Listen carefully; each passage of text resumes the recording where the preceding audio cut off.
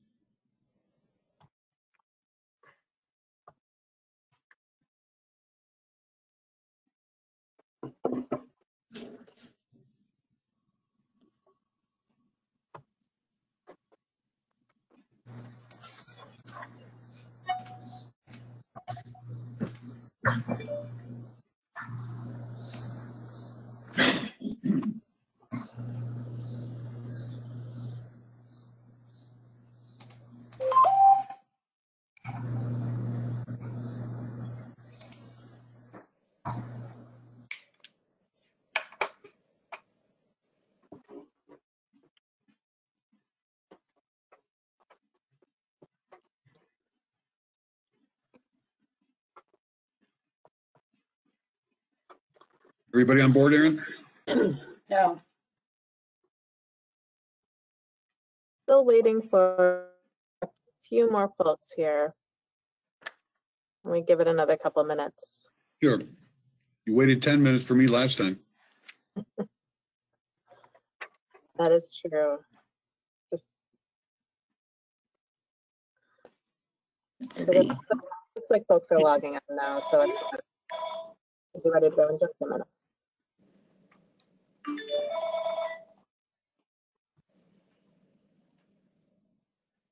Okay. What are you doing?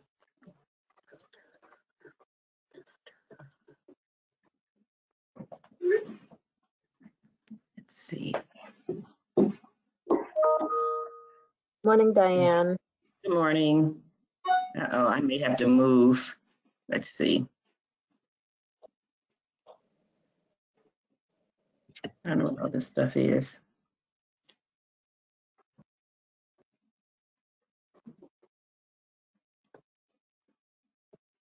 So how to get these hints off of my screen? In terms of the main screen that you're seeing, Yeah, I see something that says webinar tips. It's got all the stuff on it. yep, you can just leave that there. We put that in as a slide for folks. Oh, okay. All right. So we'll get started in just a moment here. I think Okay. we are one shy of quorum here.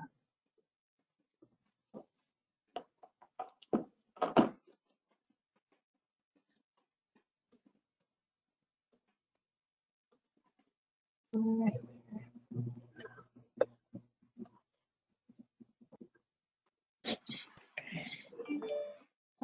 Mayor Bennett, I do think we have a quorum. I'm sorry, what? I believe we have a quorum if you want to call the meeting to order. You ready? I was just enjoying Matt Walsh's downtown view, so it's. Yeah, no kidding. There's my office light. All right, then. Yes, we're ready to go. All right, I'll call this meeting to order of the Chicago Metropolitan Agency for Planning. This is Wednesday, June 10th. Aaron, you want to read the roll call? I will. Mayor Bennett, Present. Rita Athos, Present. Frank Beal, President Brawley, Present. Commissioner Cox, Mayor Darch, He's there. right, Jim Healy, Mayor Noak, Here. President Reinbold, Present. Mayor Rottering, Here. Carolyn Schofield, Here. Deputy Mayor Sheehan, Here. Matt Walsh, and Diane Williams, Present. and Leanne Redden. I'm here. Great. Thank you all. We have a quorum, and again, remind everybody to press sticks to mute and mute your phones. First is an announcement. I want to thank Frank Beal for serving as our chairman coordinating committee over the last year, and thank Frank for his service. Staff will be reaching out to our board members as to who will be the next coordinating committee chair. So thank you again, Frank. And before you are the minutes of the May 13th meeting. I'll entertain a motion to accept the minutes. So moved. So moved. Name first, please. Rita Athos, so moved. Diane Williams, second. Moved and seconded. Any questions? If not, all those in favor will signify by a vote of aye. Aye. Those opposed, a vote of no. And the motion carried. First item on the agenda is the executive director's report. Aaron. Great. Thank you everyone for joining us this morning. I've just got a few notes that I wanted to go over with folks here. So I know that many of you are intimately aware that we are in the midst of two ongoing and interconnected events. We've got a global pandemic that we've been facing over the past 3 months, and really what we've seen over the past couple of weeks is just a sustained and persistent push for equal treatment for Black Americans across our country. And these two events really will impact our work and the needs of our region for the future. So I wrote in Friday's weekly email that I truly believe that the principles of the On2 2050 plan, prioritized investment, inclusive growth, and resiliency are even more important than ever. And our local governments are really going to have less resources in the coming years and need greater assistance. And so yesterday I participated in a call with a number of our national associations, the Association of Regional Councils, but also with the National Association of Counties and the National League of Cities. And one of the concerns I thought that was really relevant that was expressed by all three organizations was just the fact that our local governments are going to, contract due to limited budgets and focus on essential services. But one of the things that tends to go by the wayside is planning. And this is really where our organization can play a strong role. There isn't another organization whose role and mandate it is to serve as in the planning capacity on all sorts of issues across the region. And so, I really view this as an opportunity for us to lean in and to help our local governments like we haven't in ways that we haven't previously and just serve our local communities. So today we are bringing to you, the board, our unified work program budget and our work plan for your approval. So much of what in these documents you saw at the past two board meetings that we had. One of the changes that we made is that we know that we'll need to be more responsive to the impacts of COVID, and we've built some space into our work plan to be able to address local issues and regional issues and be responsive to our partner needs. So that I'll get into more details in the budget item later, but just a couple other things that I wanted to touch on. So we've been supporting the City of Chicago's COVID recovery working group or task force, and really, our role in this process has been to help reach out to our local partners across the region. So to that end, we gathered survey data from 200 plus of our 284 municipalities and their responses to COVID and some of the challenges that they're facing. And some of the key takeaways were just no one's been untouched by the pandemic, but most importantly, some of the takeaways from the survey really supported that our region is interconnected, and municipal government leaders understand the interconnected nature of these issues, especially as it relates to transit, transportation, and congestion, but also really thinking about one region in terms of economic development and our ability to talk about, the assets that our region has in a shared voice. The third really strong area that I think that the survey showed was that there are opportunities for us as a regional agency to work with our local governments on things that they maybe haven't done before, like service sharing and really modernizing funding streams to the future as we look to the future here. So the other two items that I wanted to touch on, one is just the regional workforce issue. We've put together a YouTube video that talks about how our region travels. I think, many of us innately know that folks are coming into downtown or going to other job centers across the region from different places, but we've used some travel data on where workers are. Prior to the stay-at-home orders, most in our region, 56%, commuted across county boundaries on a daily basis, which really knits our communities together into this metropolitan region.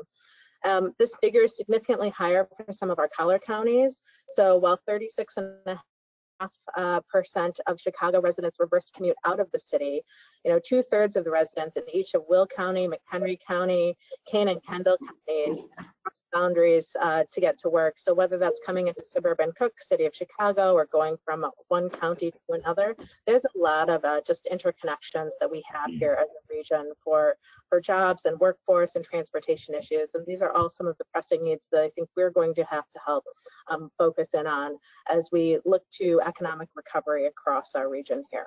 So with that, the last note that I wanted to make with you this morning is just that we are excited to announce that we are continuing our Future Leaders in Planning program. It's something that I was involved in many years ago in creating, to bring young people to the table so that they can talk to leaders, because they really are the people who will be the leaders in 2050, and also to help grow the planning profession and provide exposure to young people from across this region to the concept that there's this planning study of field that they can get into early on. So like many programs that are happening right now, we're shifting to online this year. Usually it's a week-long intensive where we take them on tours and Metra and CTA, and we get to meet with experts.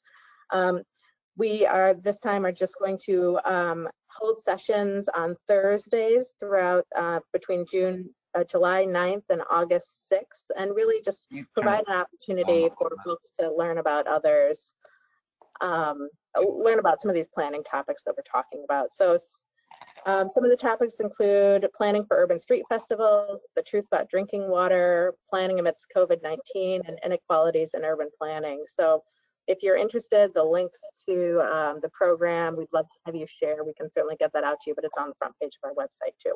So with that, that concludes my report. Any questions of Aaron? Nope. Thank you. Aaron, just to say thank you and staff for working with the regional task force on economic recovery. We have a meeting later on this afternoon. We're trying to meet on a weekly basis to see how our region is going to look going forward. And I think Many of the mayors, county chairs, including obviously Cook County President Preckwinkle, have expressed their appreciation to CMAP in assisting us in the study or recommendations that eventually come out from the task force. I think all of us agree that this is going to be a long-term situation, and that CMAP is in the best position to continue to assist regionally going forward on some of the recommendations involving all of us in local government. I also want to thank staff for assisting Cook County President Preckwinkle in the distribution eventually of the CARES money. Obviously, we're all anxious as local governments in Cook County as to how the county is going to share that money going forward. For sure, expenses incurred with the pandemic is one thing, but obviously other counties are possibly doing something different, and we want to make sure that the distribution of that money to local governments is fair and equitable to all of us. So I know our staff will continue to work with her on that. And for those of us in Cook County and probably throughout the region, the governor declared our area a disaster because of the civil unrest that took place over the last couple of weeks. So you can look forward to potentially some recovery money from the Fed through the state on that additional cost burden to local governments. With that in mind, moving on to item number 5. Mayor Bennett, I'm sorry. Yes. This is Rita. I should have talked to you about this sooner, but I just wanted to throw out there for people to think about a little bit. With everything else that's going on with Black Lives Matters and with the protesters, and I know CMAP has just been at the forefront of inclusivity. I wondered if the board should make a statement again reaffirming our commitment to that, which is of course a key point in our 2050 plan. Yeah, I think that's proper. And again, we have been ahead of the curve and been part of this, Right. Even from the 2020 plan that or 2040 plan that's been inclusiveness has always been on our main part of both of those plans. So yes, we can do that. Erin, can you get something written up? Yep, we can work with staff to develop something that's on, the inclusive growth principles of the plan and being, I think a lot of the work that we've been focused on in the recent years, even thinking about how we've transformed STP funding program formulas to really focus on equity. I think we can certainly do that for you all for review. That would be great. As a regional organization and including the whole area and all the suburbs, I think it would be, good to make a statement, just reaffirming where we've always been. But I think the time is good to make that public, more public. Just a quick comment too. So, Erin, you in addition to using the term inclusive, you also used equity, and I think it's really important that you do include that term. I mean, they do have different meanings, and if you listen to what people are asking for now, it's really equity. Thank you both. Good points. And again, it's we've always been at the top of our agenda with a plan to have both of those terms part of it. Moving on to procurements and contracts. Erin, you're going to handle that? I am. We decided that you're going to get a lot of me today so that we can focus on making sure that our board meetings running successful and not switching from presenter to presenter. So, but Angela's here if we have questions.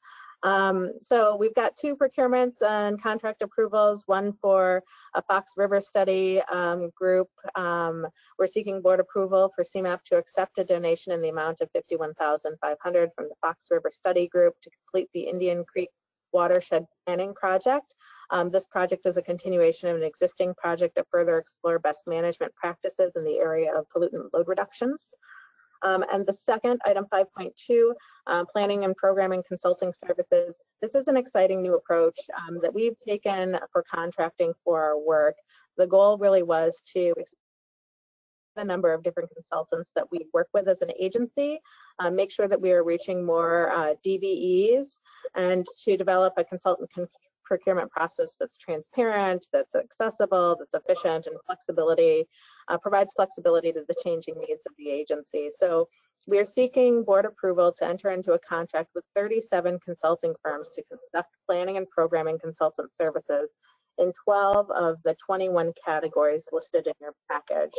So we did receive a number of categories of work that we considered non-responsive in terms of the number of bidders who bid on that work. But so we're not recommending consultants in those categories and may potentially rebid those separately. But the recommended 37 consultants include 7 DBE, disadvantaged business enterprise consultants, and 12 consultants that have not previously worked with CMAP before.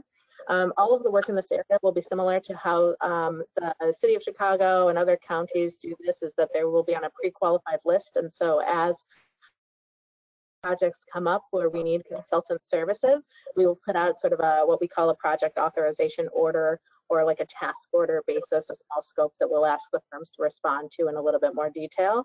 But today I'm seeking board approval to enter into a 5-year contract for up to a total of $4 million with these selected vendors. Other questions on those 2 contracts? If not, the chair will entertain a motion. We accept the contract 5.1 and 5.2. Is there a motion? Matt Walsh, so moved. Jim Healy, second. Moved and seconded. Again, any further questions? I don't have a question. I'd like to ask Angela if she would share this information with the folks she's been talking to in Flossmoor so that they can have a list of those vendors that are being selected as well. Absolutely. Thank you. Is the vendor, this is Commissioner Cox speaking, is the vendor list available to us? See who those 37 names are? I do believe I thought it was in the package as well, but we can make that available if not.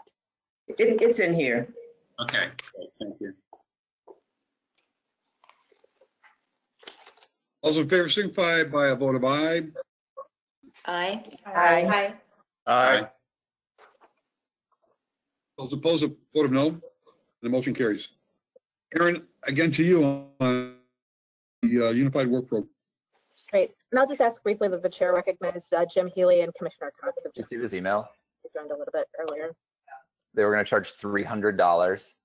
You know what? Somebody doesn't have their microphone on mute. Great. Thank you. We're just trying to minimize the side conversations. All right, so NC Unified Work Program. So we've got 2 items, 6.0 and 7.0. And just for those new board members, I wanted to provide a little bit of context before I get into both. But for you all, for your background information, each year we ask you to approve a UWP budget, which is the Unified Work Program budget, and a work plan budget. The Unified Work Program dollars are federal dollars that come to our region, and the annual work plan budget is really CMAP's comprehensive budget that includes other funding that we as an agency receive. So the UWP funding marks come from the FAST Act, the Transportation Act at the federal level, a 5-year transportation bill. And so while the work plan budget is a comprehensive look at CMAP's plan to spend both the UWP dollars and those dollars from other grants. So first on the Unified Work Program budget. So federal funding through the FAST Act is estimated to be at about $18.8 million for federal fiscal year, for fiscal year 2021. This is an increase of about $650,000 greater than last fiscal year 2020. And you know, there's slight growth built into FAST Act every year. So this is something that was predicted and expected on our end. So with the required match that we receive, which comes through the Illinois Department of Transportation, the total UWP program for FY21 is estimated to be just under $23.5 million. So these funds are allocated to CMAP, our transportation partners, to support their participation in the programming and planning process at the regional level. So, and help them continue to contribute to our transportation improvement program, which is mandated. And then annually, we have a competitive call for projects from our regional transportation partners. So this year, CMAP requested in the UWP fund $18.8 million. And the UWP committee is recommending the following proposals and amounts be approved as well. So the total competitive funding is just under $600,000. But this year, the UWP committee selected CDOT, the Chicago Department of Transportation's proposal to do a study on the Central Business District Multimodal Demand Assessment. And then also the second project that was selected was a Metra Downtown Connections Study. So we are seeking board approval for the fiscal year 2021 UWP budget. And I'm happy to answer questions, or Angela. Any questions? The chair will entertain a motion to approve the UWP work program. Is there a motion? Frank Beal, move to approve. Second, Healy. Moved by Frank, seconded by Jim. Any questions further? If not, all those in favor signify by a vote of aye. Aye. Aye. Opposed, vote of no. And the motion carries. Under 7.0, Aaron, you're going to. I am. This is our annual budget and work plan. So this second document is really specific to our agency work. CMAP Board received proposal or presentations both at the March and the April meeting on our budget and work plan. So this really details the types of projects that we use that funding for. So the total budget amount is $25.9 million, which is unchanged from previous iterations of the budget that you've seen over the past couple presentations. However, what has changed is that you'll see in the draft plan in front of you is that we have prioritized the work and really thought about how COVID-19 is going to impact our work moving forward here. So we are, respectful and, really being realistic about the enormous challenges that have been caused across our region. I think one of the most significantly impacted sectors is going to be transit. And I think as recovery starts to happen, we will experience, again, additional congestion across the region. And, thinking about how we help our transportation system continue to be strong, effective, and moving people across our region is something that we're going to have to think about as a region, and that we have resources and data and modeling skills that are going to be able to be helpful to those conversations. So really, to be responsive, you'll see that there's a project in there that we've put together that's a placeholder for work that we anticipate that we're going to need to be able to do over the next year. So again, no changes to the budget, but a shift of priorities. We have adjusted our draft 2021 budget line items, reducing some personnel expenses that we weren't expecting to utilize so we've prioritized nearly $1 million to be able to put that towards a project that looks at COVID recovery across the region and the transportation impacts that will have. So no changes were made to the scope of the existing projects. However, you'll see we, if you were looking with a fine-tooth comb, that we identified some staff and moved some staff names around in the document itself.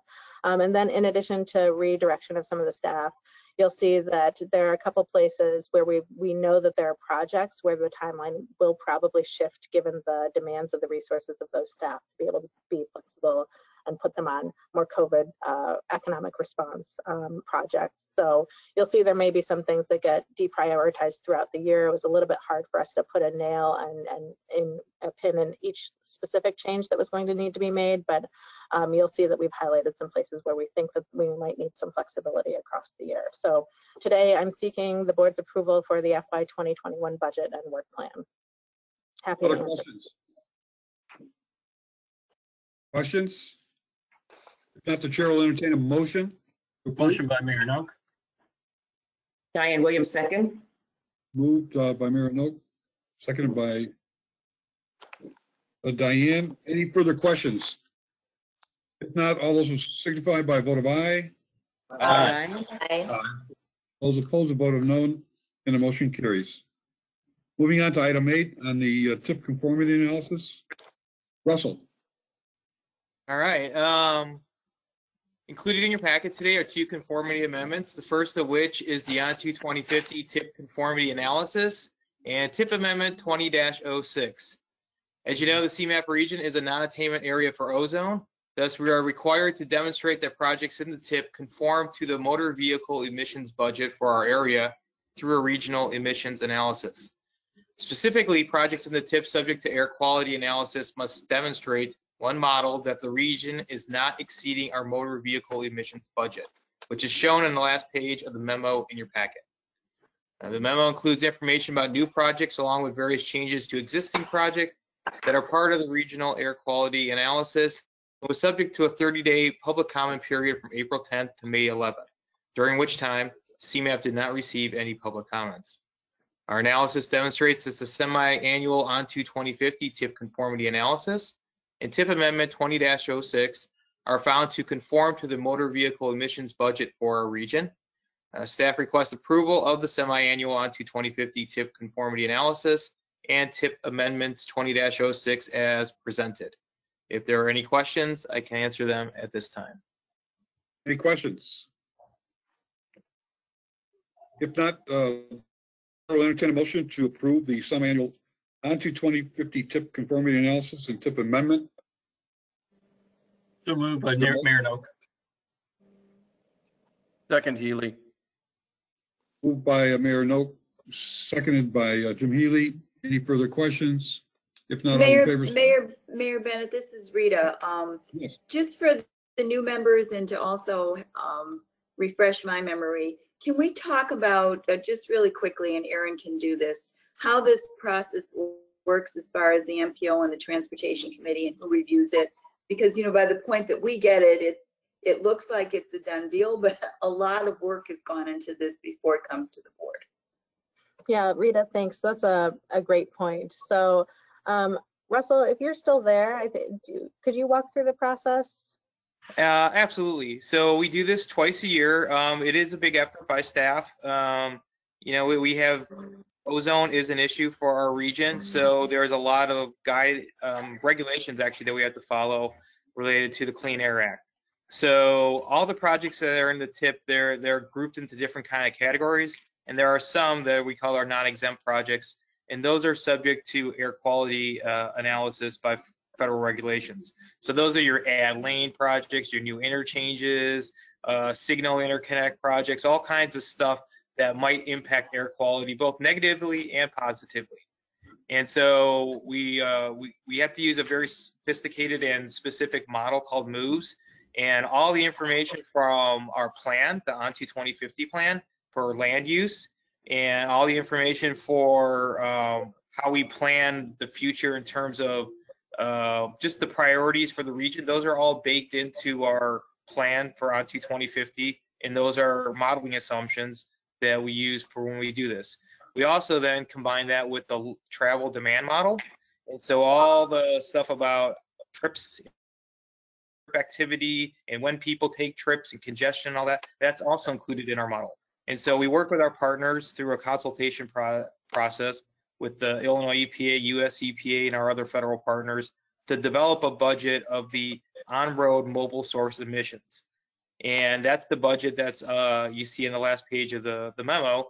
And that's what we have to be able to take all the projects in the TIP, model them, estimate the emissions, and make sure that we're underneath those budgets that we've negotiated with all those partners. So that's kind of what it is. So it takes the plan, it takes the travel demand stuff, and then it adds air quality modeling, and the output is what you see in the memo. We go through a public comment period so that the public is aware of what we're doing, and there'll be another one of these very similar amendments that includes everything that we just looked at today, plus the regionally significant projects later in your agenda. So it is a lot of work. There's a lot of folks at CMAP that are involved. We actually do have a Tier 2 consultation meeting with our federal partners and Illinois EPA coming up in the next week or so. So this is always an ongoing thing that CMAP has to do, and we do it twice a year on an annual basis. Does that help? No, that's great, Russell. Thank you. And correct me if I'm wrong, this goes to Transportation Committee for approval before it comes to the board and MPO Policy Committee. Yeah, the Transportation Committee actually gets two bites at the apple, so to speak. So first, they get to look at it and they release it for the 30-day public comment period. Then after that, if there are any public comments, and good or bad, I don't know if it's which it is, we've never gotten a public comment, so we like to think that means we know what we're doing and people don't have any issues with us. But then it goes back to Transportation Committee after that 30-day public comment, and then they recommend it to the board and to the MPO for approval. And that's where we're at today. Thanks for asking that question, Rita. Thank you. Again, there was a motion and a second. All those in favor signify by a vote of aye. Aye. Aye. Aye. Aye. Those opposed? Vote of no, and the motion carries. Okay, moving on to the plan amendments. Jesse, you're on the line. Good morning, Chairman. So CMAP, we have two potential amendments onto 2050 that are on the docket today. Both of them are in the I-55 corridor in Will County. This is, I think, the third time that we've brought aspects of this process before you. I am seeking approval on these two projects today. But just for your own background, one of the federal requirements for doing a long-range plan like on to 2050 is to show what the future transportation system is going to look like, including all projects, and how it's going to be paid for. And to make that practical, because we do have a big region with lots of transportation projects, a big network, we try to focus the discussion just on project investments over a certain threshold that we call regionally significant projects, or RSPs. And those projects have to be specifically named, itemized in the plan, and then if they are not in the plan, they become plan amendments like these two projects that cross the threshold. So today I'm going to be asking for your approval of the two projects. Like I said, I walked through the evaluation of them back at your April meeting. We put the evaluations out for public comment following your April meeting. We got 8 comments back, most of which were in support of the projects, sometimes with specific design and construction phasing recommendations. We also heard some comments about the evaluation techniques used that we used, but all of those are summarized in a memo that's included in your packet. So I will be looking for separate votes on these projects today. So turning first to the I-55 at Airport Lockport Road, an Illinois 126 project. This is a project that adds a new service interchange at Airport Lockport Road, reconstructs the existing interchange at Illinois 126, and also converts it from a partial to a full interchange. We did evaluate how the project fits with the On to 2050 principles of inclusive growth and resilience and prioritized investment. Our assessment is that the biggest connection with this project to the On to 2050 principles is in prioritized investment. And that's because it meets several mobility needs in the area, including aiding freight movement, cutting congestion. It would also address some pretty significant safety problems in the area. The project also supports existing communities by enhancing infrastructure in an already developed area, so filling out the remaining interchange movements that were not constructed originally. We also expected to help meet the goal of robust economic growth that reduces inequality. That's because of the support that this project gives to the Will County freight cluster, in particular the better access that it will give for industrial areas just to the west of the project in Plainfield and the east to Romeoville.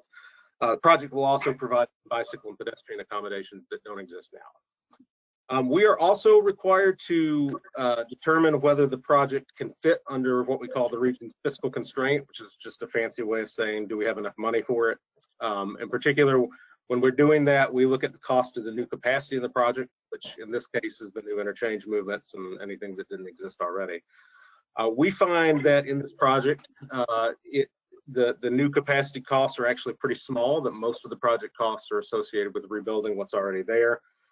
And we can accommodate those new capacity costs by shifting budget from the part of the financial plan that we so by including this amendment to Audit 2050, we would not be pushing out any other project or investment that we were expected to make. So with that, I am seeking your approval to add I-55 Airport Lockport Road and Illinois 126 as a project to Audit 2050. Chair will recognize a motion. So move, Healy. Second, A no. second. Moved by Jim Healy, second by Mayor Noak, for item 1, which is the improvements to the I-55 Airport Lockport Road and I-26. Any further questions? If not, will the clerk, or I'll entertain a motion. All those in favor by vote of aye. Aye. Aye. Aye. Those opposed, a vote of no, motion carries. Second item is the improvements to I-55, I-80. Okay, thank you much. So going to the other project, which I'm going to shorthand this as the I-55 and Illinois 59 access project. This is another one that is adding movements to an existing interchange and also reconstructing elements of the roadway system in the area.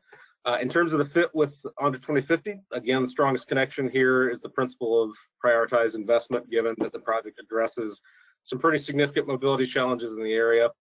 It helps with inclusive growth and resilience to a more limited degree. Its main impact is on improving mobility, including safety.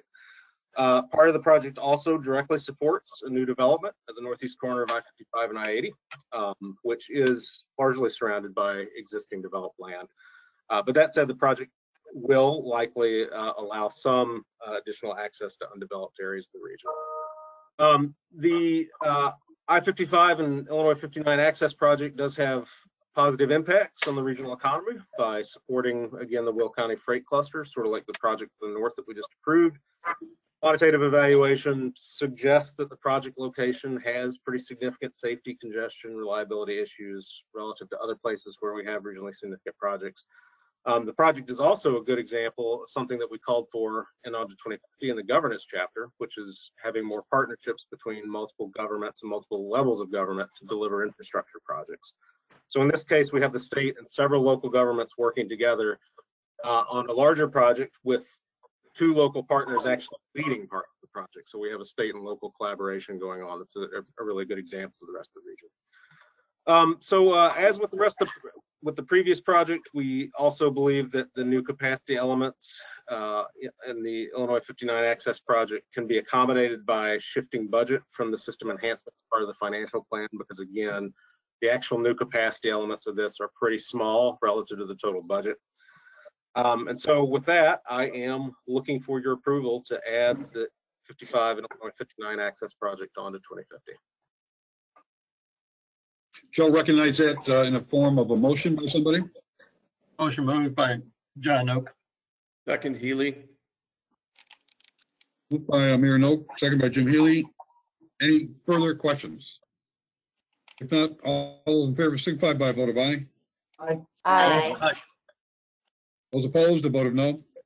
And the motion carries. And finally, the onto 2050 TIP conformity analysis and TIP amendment 20-030. Point 1, Jesse? This will actually be Russell. Oh, I'm sorry, Russell. That's okay. It's totally fine. So also included in your packet today is the conformity analysis for the 2 regionally significant projects, which is TIP Amendment 20-03.1. As already been mentioned, the region is a non-attainment area for ozone, thus we are required to demonstrate the projects in the TIP conform to the motor vehicle emissions budget for our area through a regional emissions analysis. As has already been mentioned today, projects in the TIP subject to air quality analysis requirements must demonstrate when modeled that the region doesn't exceed its motor vehicle emissions budget, which is shown in the last page of the memo in your packet. I want to mention that the analysis for the 2 RSP projects includes all the changes in the previous conformity memo, the one that you already approved, 20-06. We do the analysis in the TIP of the TIP conformity amendments, and then we take those results and incorporate them into the analysis we did for the 2 plan amendments, so that our analysis is done using the most current TIP information. The memo shown in your packet was subject to a 30-day public comment period, again from April 10th to May 11th, during which time CMAP did not receive any public comments on the conformity memo.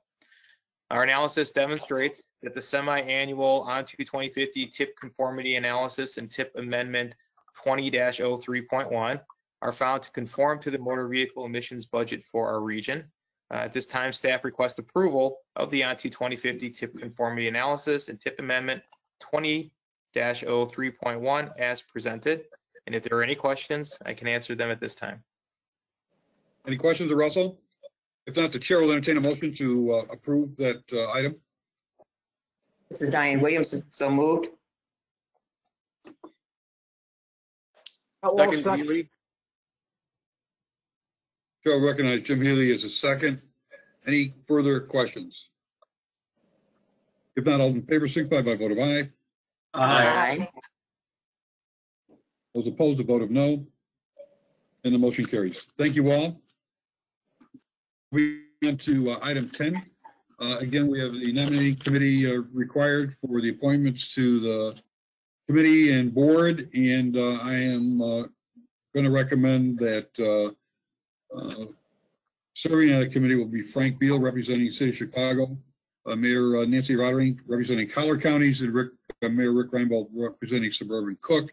They'll serve on a nominating committee and will make the report of the nominations at the next board meeting.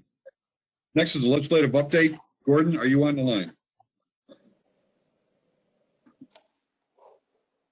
Gordon? Unmute, Gordon, if you're muted.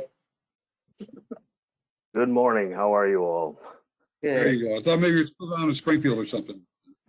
No, not quite in Springfield. I'm in the show me state, and they're not showing me very good weather at this point in time. But well, good morning. Just to give you a brief update, over the Memorial Day weekend, the General Assembly passed the FY21 budget, which includes $40 billion in general fund spending and an additional $57 billion in other state and federal funds. The budget includes, federal COVID-19 relief and represents a substantial increase in operational spending over FY22. As of this morning, the governor has yet to sign any of the budget bills. A few highlights. The budget reappropriates the entirety of the Rebuild Illinois program and includes appropriations for new vertical and horizontal infrastructure projects. It also continues the appropriations for IDOT that include the state share of the Metropolitan Planning and Research Fund, which has historically funded CMAP and the other NPOs. The agency budget appropriations at IEPA, IDNR, DCEO remain consistent with FY20 levels, while IDOT received a budget increase for additional staff to manage Rebuild Illinois projects. The General Assembly passed several other bills of interest. They include 1-year regulatory authorization extensions, which includes the authorization for the transportation network companies like Uber and Lyft, which was set to expire in June. A property tax provision which delays tax sales and allows new home rule counties to waive interest penalties. Also, authorization for county boards to enter into public-private partnerships with the Illinois Tollway. This is a Will County initiative to build the toll bridge for the Centerpoint intermodal facility. Currently, veto session has already been scheduled for November 17th through the 19th. And December 1st through the 3rd. I imagine that there will be quite a bit of activity that will take place because there will be more clarity in what the landscape is financially, fiscally for the state and for local governments. Anthony and I will continue to remote outreach to the Illinois General Assembly. That's a new skill that we've had to learn. To inform the General Assembly of CMAP's research response to the pandemic and our other priority issues. I'd be happy to answer any questions if you have them at this time. Any questions of Gordon? Thank you, Gordon. Thank you. Under other business, Aaron, just a brief update as to our new headquarters. Yeah, so again, the construction continues as planned. We are on track to take ownership of the space in the time frame that we thought. So we do need to be out of the Willis Tower by the end of August. So we're in the process of developing a plan for figuring out how we are going to move and getting quotes from movers, which comes in under the threshold of needing to go to the board for approval, but I will keep you all abreast of that. But so far, we're seeing good progress in the old post office space. We are starting to think through what it might look like for us to occupy that space if, if we continue to not have a vaccine or, good contact tracing and also, testing availability are some of the concerns that we have in terms of fully, sending all staff back to work. So we're thinking through and looking at best practices from other organizations. I know that Aon Corporation is leading a group of big Fortune 500 companies across the country to develop return to work guidelines. But, you know, essentially what we're seeing from our peers is that they're rotating different teams in and out of the office depending on their need, and folks who are able to work from home, you know, successfully continue to do so. I know you asked about the space, but the other thing too in the fall is just with school going back or not, I think that'll continue to complicate, you know, not only work for us, but for everybody across the region. So I think that but you asked about the space. Space is on track. They're putting in the drywall and all of the conduits and furniture is all ordered and being delivered. So we're on track. Can you do me a favor that sometime in August, when we're in, that maybe you could at least send out a virtual video of our new establishment, because I'm sure, like myself, we have not been able to visit, take a look at the setup, and that goes from the front door to the offices. We will. I don't think anybody's know how to get in there yet. So. Well, yeah, I came to, my internet was down at home, so I came to the Willis Tower this morning. It's the first time I've been in since they've implemented their, you know, social distancing plans. It's like getting in line at Walt Disney World. There are, you know, stanchions and, you know, back and forth, and you're only 4 people per elevator. So a lot of that too is going to complicate, you know, how do you get that many people in and out of the building in a downtown area efficiently? So remains to be seen. Thank you. The meeting is open to the public, and we do have somebody requesting. Public comments?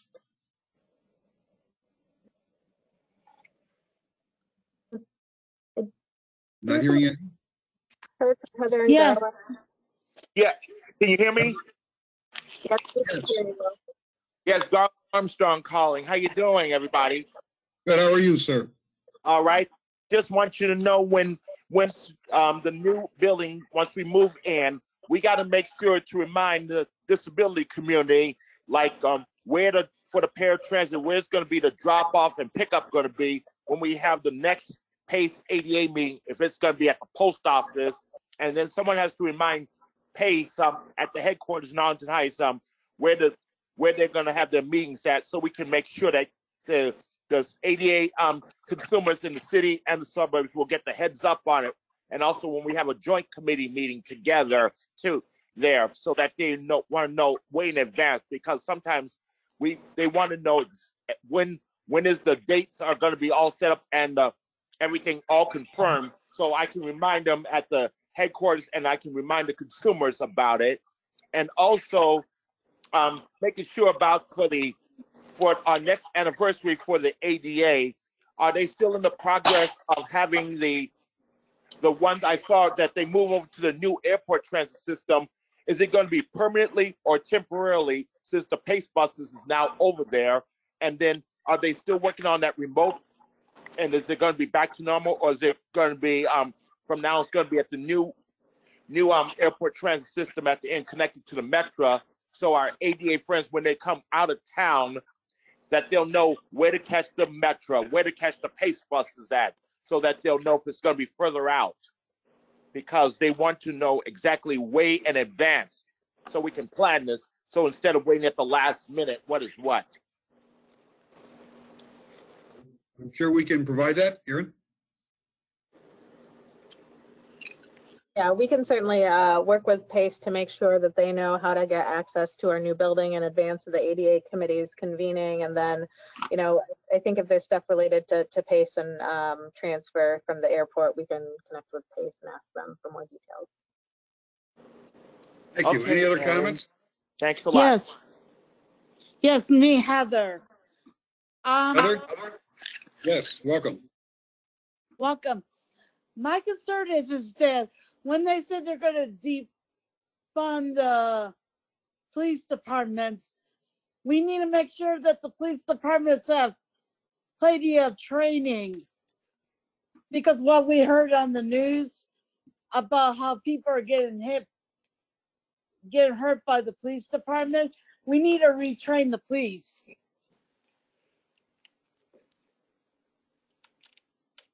Thank you. I know every city and village in this country is looking at that right now. Okay. Thank you, Heather. Any other questions or comments? I remind the board, we are off on July and August. Thank God.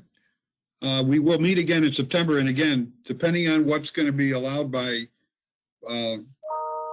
state order, will depend on whether we again continue to meet virtually or are able to meet at our new facility. So we will keep you informed, obviously, over the next 2 months as to how that is going, and let you know what to prepare for. Also, the executive committee is going to meet immediately after this meeting, but we're on a different platform. It's a GoToMeeting, and hopefully all the executive committee meeting members have that email to click into that. So if there is any other questions or further business by the members, if not, I'll entertain a motion. As the song goes, see you in September. I'll entertain a motion to adjourn. Move to adjourn, Healy. Moved and second, all in favor, signify in usual manner. Aye. Aye. Meeting adjourned. Enjoy the rest of the summer. Stay safe, and we'll see you in September. Thank you. Thank you. Thank you.